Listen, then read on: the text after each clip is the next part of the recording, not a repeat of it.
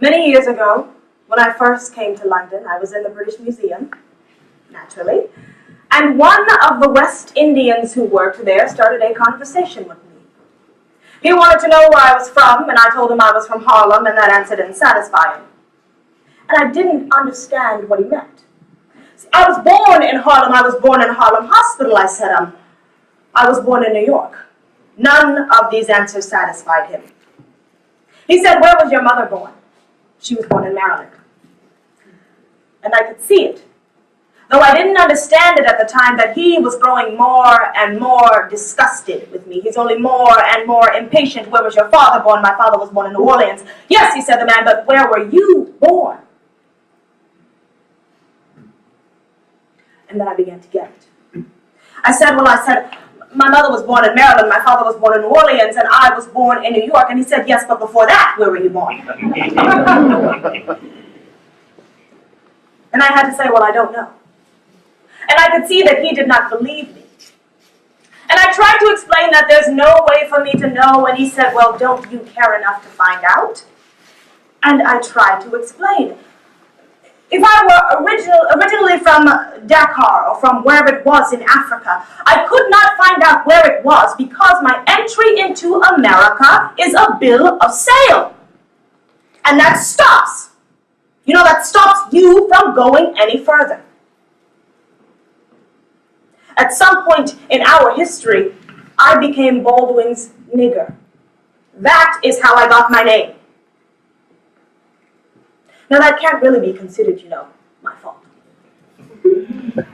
That can't be considered the fault of the cat in the British Museum either, that he doesn't know that I can't find that out. And I tell you this story to dramatize the nature of the distance created deliberately. Because when I became Baldwin's nigger, it is very important to point out that I was handcuffed to another man from another tribe whose language I did not speak. We did not know each other. And we could not speak to each other. Because if we could have spoken to each other, we might have been able to figure out what was happening to us. And if we could have figured out what was happening to us, we might have been able to prevent it. We would have had, in short, a kind of solidarity, which is a kind of identity which might have allowed us, which might have made the history of slavery very different. The history of slavery in the North American continent, I mean. Well, it didn't happen. And here we are.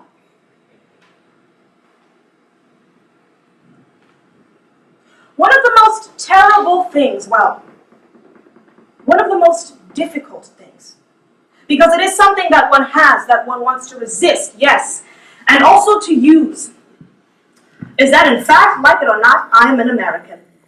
Now that is not, I'm not Lyndon Johnson, and I am not saying, as you know, I am an American. I don't mean that at all, no. You laugh. That means something very different. But I do mean that I was formed in a certain crucible. My school really was the streets of New York City. My frame of reference was George Washington and John Wayne, But I was a child, A child opens his eyes to the world, and he has to use what he sees. He has nothing else to use.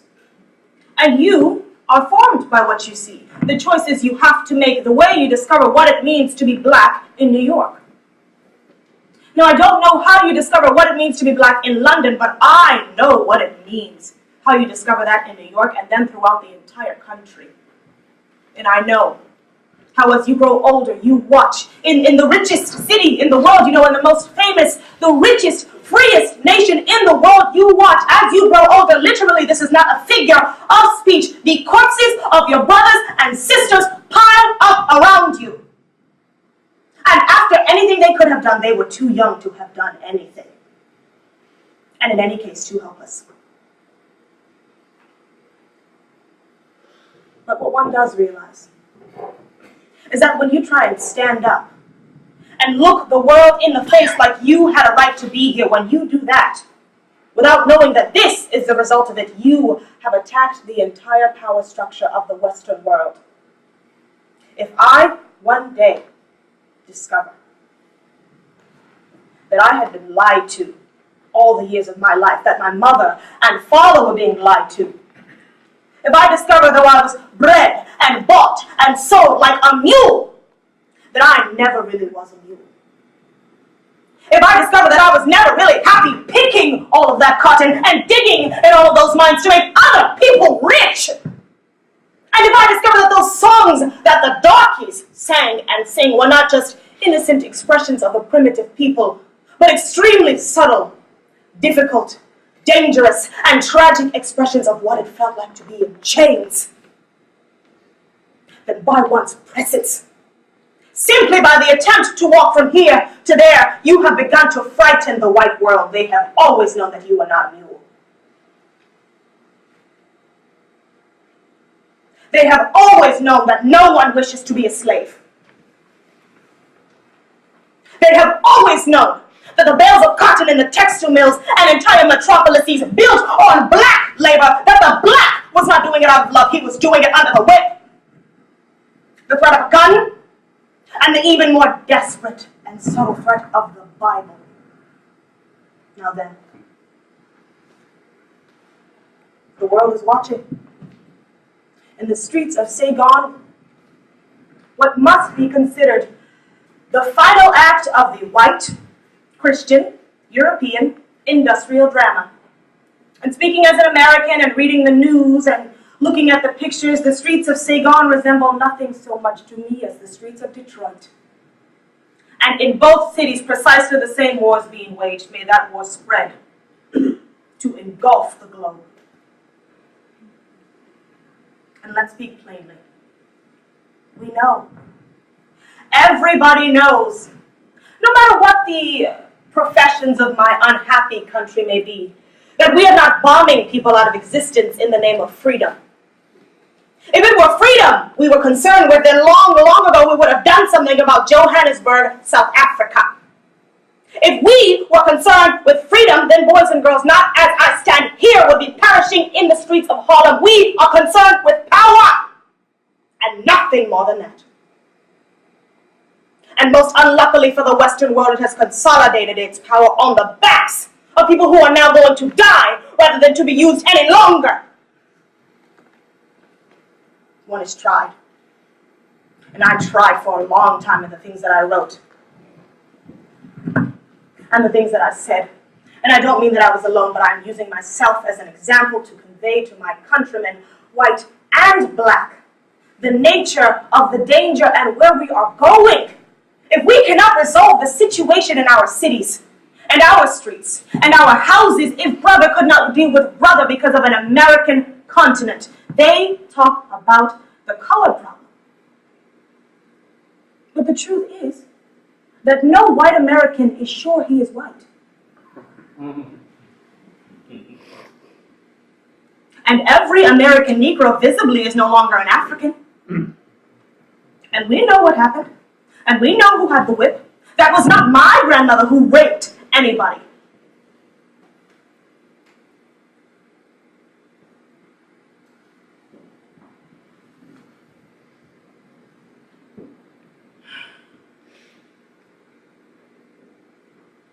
Well,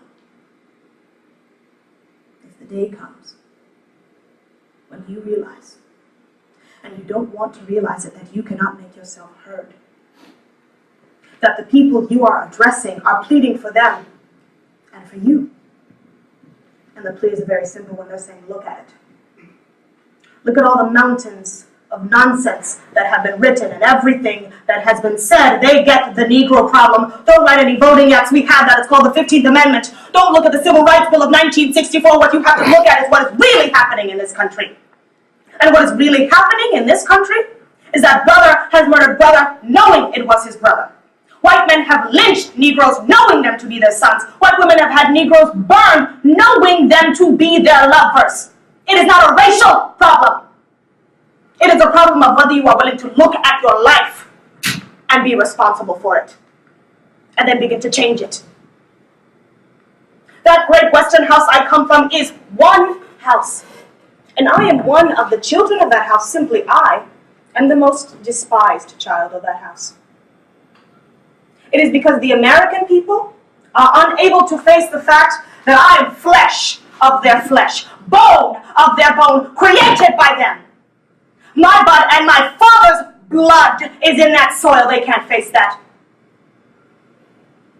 And that is why the city of Detroit went up in flames. And that is why the city of Saigon is under martial law. I know they have been in that house 400 years and they do not know who I am. And I cannot marry their daughters or go to their churches. I would have to be a much more stupid man than I am to believe that they know anything at all about what is happening to those people in the Asian jungles. According to me, they liberated me long before they got to Asia. And it was a liberation difficult to bear. Made it and survived it.